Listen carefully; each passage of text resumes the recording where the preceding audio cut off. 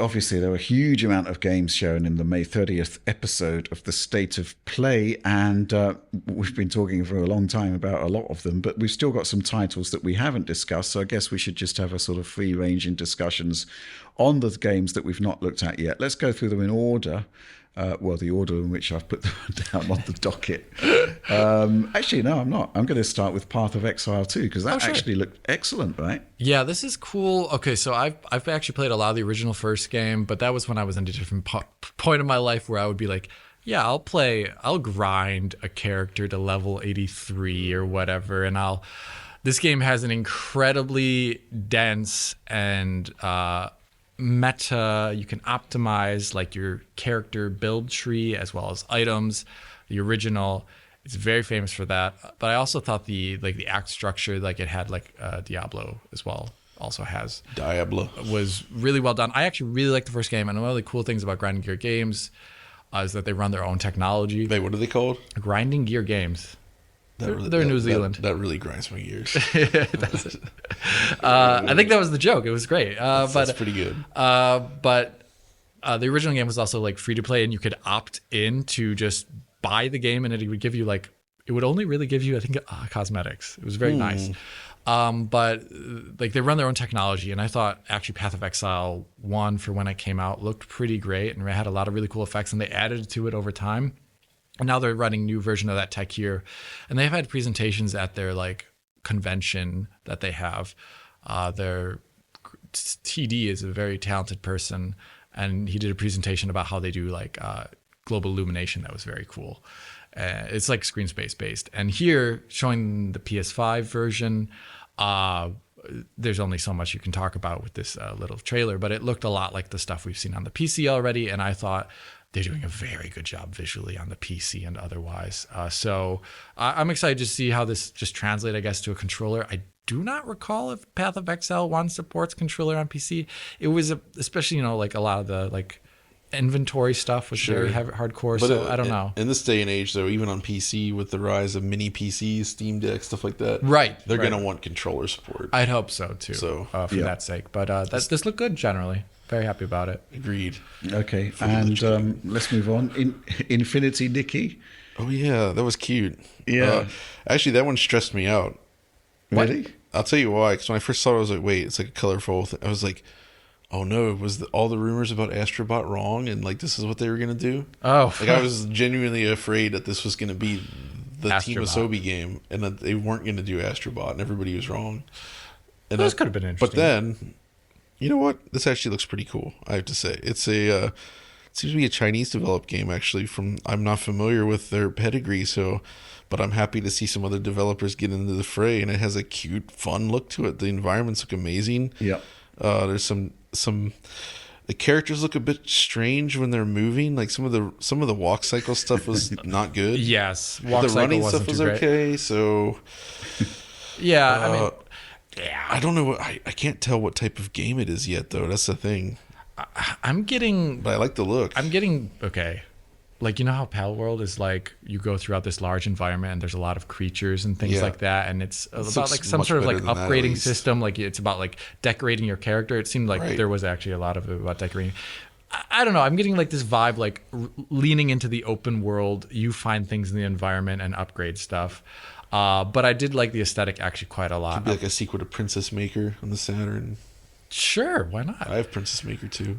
Okay. Have you made many princesses? Yes. Okay. Good stuff. I liked the cloth physics that they showed off on the character while they were running, in spite of the walk cycle animation looking a little awkward. Curious about the technology, though, because a lot of Chinese game devs we've seen, other than a couple, have been running Unreal. So I'm curious if this is UE5, when they did a really quick pan up over a water, like near what looked like a willow tree in the earlier part of the trailer.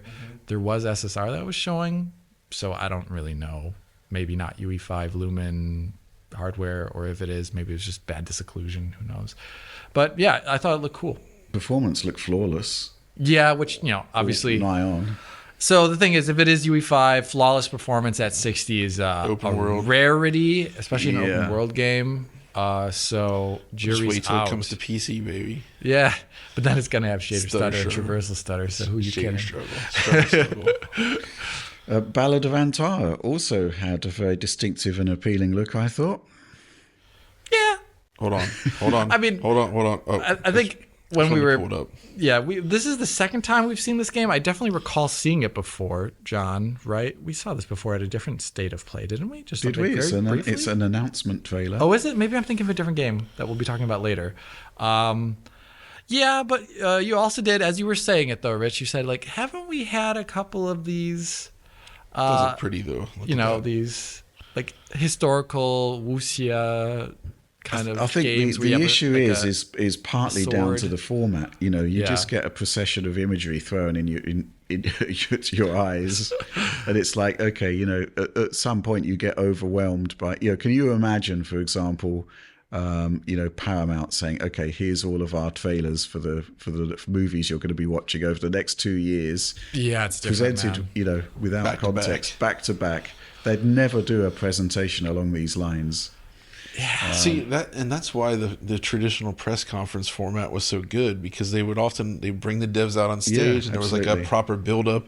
They would usually give you an idea of like, this is what the game's about, this is what we're trying to do, and that would especially be useful for new IP where you're like unsure what it is, and that they come out, that's their chance to sell it to you, right? Yeah. When it's just trailer after trailer with a bunch of random imagery, it's hard to like get excited unless you're familiar with what they're showing and have like already connected to it. But like for stuff like this, I think that looks visually good. It could be very interesting, like but just it's the like previous game, it's hard to say much about it because you don't know what the vision is, what they're trying to do. It's just a bunch of random shots. I think trailer format is the problem. Yeah, but I did get a little bit of a Souls-like vibe though at some points in the trailer.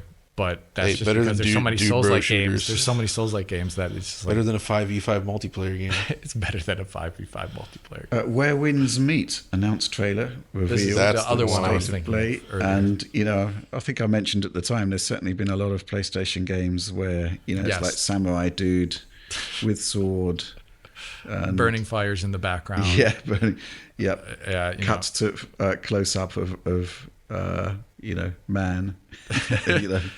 Yeah, it's like something that trod in territory already before, Souls-like. perhaps visually and perhaps gameplay wise. And you said if this was a Team Ninja game, I wouldn't be surprised. Yeah, absolutely, yeah. And that's what I felt like too. But it's made by a different studio, I believe. So, not Yeah, super it is. keen, but it's nice to see a non-multiplayer focused game. That's kind of the thing. Is that there was a decent number of good looking games in this. It's just when it's back to back to back, it kind of feels underwhelming at the time. Yeah. But in reality, it wasn't bad in terms of what they showed. There was some good stuff there. Just not beyond Astrobot. There wasn't anything like that got me like excited. Even though there was really good stuff in there that I will happily enjoy. Like it wasn't, you know, it doesn't have the magic of the old May, June style conferences. And I'm not sure it was really meant to be a replacement for that, but you know, it just doesn't have that energy. Yeah. And man, it's just without the suits, you know, like when they would come out, like Kudaragi's like his like African safari suit. Yeah. Oh man. Do we need the return of bar charts though? Because there was a lot of bar charts in early Yeah. PlayStation conferences. I mean, when they come out with the console war is over slide, that was pretty entertaining. Oh gosh, I forgot about that, John. Kaz Hirai definitely had the swagger. He could just come out there And do that. I missed those. Well, Those say were that. fun. That was fun. That was a different time. The final game we're going to quickly talk about, Until Dawn, Unreal Engine remake. Yeah. So that one suffered a lot from how we watched it, because we were watching a 1080p low bitrate stream on a 768p. Presumably. I think it was. It was, yeah. LCD The TV. hotel room. Like the LCD. kind of display that made me write off LCDs for years. Like Right. it's the kind where like if somebody paid me like $1,000, I might take it, but that's it. Otherwise, I wouldn't. No, Paid you it's $1,000. insultingly bad. It Yeah. was a hotel TV. What are you gonna do? So yeah, But like you're it- saying, it we made- suffered as a result. It basically made it look like you couldn't appreciate any of the fine details that are probably there in the visuals, and it just ended up kind of like this mushy looking presentation where you're like, is this actually even better than the original? That's what I said when we were watching. Right? I was like, my mind's eyes putting this very visually close to the original. That's why I feel like I need to see higher quality media and then go back and compare to that original. Yeah, and this one's also, if I recall, aren't they slightly changing up the gameplay for this one too? Where it's not going to be so scene-based, but you actually move more independently around the environment? You could move independently in the original. No, I think it's like does the first game actually have a third person behind the shoulder camera? No, but it's like it's great because it had fixed camera angles, but like it would move, like it was really good. Maybe I'm misremembering, but I think this one they said they're going to change the camera style. Well, if I recall. That would suck. Well, I don't know, but I could also be wrong. But I recall that as part of like the first press release. Because that was one of the we learned about this a while ago. That was one of the major things that made that good, is that they were, because it was 3D, you could actually have cinematic angles and then walk around freely. Mm-hmm. And you don't see enough of that anymore. Yeah. Well, we'll see. I think this is a game like a party game, almost like you play it with someone else, like in the room to make it fun, because it's like kind of campy, right? Sure. Playing this by yourself is not so. It's like when you watch a B movie. Still fun watching a B movie by yourself is. Have you played this before? No. Okay, so you don't. Okay. No, but I'm pretty sure that's how a lot of people play this. Like you play it with your friends and you laugh about it. I think you're right, but the stuff that followed that those guys that made Until Dawn did was more leaned into that, I think. The dark pictures, especially Man of Medan, of course. Man of Medan. Tom's favorite game.